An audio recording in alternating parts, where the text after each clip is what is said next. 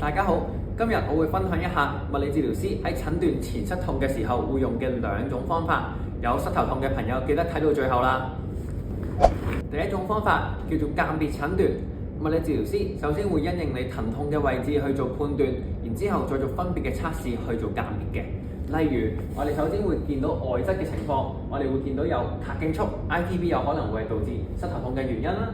喺中間嘅位置，四頭肌筋腱、髕骨嘅軌跡問題、脂肪墊，又或者係髕骨筋腱都有可能會導致前膝痛嘅原因。而內側我哋就會見到鵝掌肌腱 pes anserinus 呢個位咧，都有可能係導致疼痛嘅原因嚟嘅喎。喺知道咗大約疼痛嘅位置之後，物理治療師就可以做唔同嘅測試去分別判斷究竟係屬於邊一種問題啦。例如，我哋可以瞓低去做唔同嘅肌肉測試，做唔同嘅關節測試，甚至乎神經滑動測試等等。第二種方式就係動作測試，物理治療師可以透過一系列嘅動作去測試患者嘅唔同功能，例如去做深蹲，去睇下盤骨有冇偏移啊；做單腳蹲，去睇下上身有冇歪斜，盤骨有冇唔平衡，甚至乎睇下膝蓋有冇內屈咁嘅情況。咁亦都係可以睇到究竟個問題出喺邊度。所以大家有膝頭痛嘅時候，記住唔好再估估下啦，要揾到問題所在先至可以掃走膝頭痛㗎。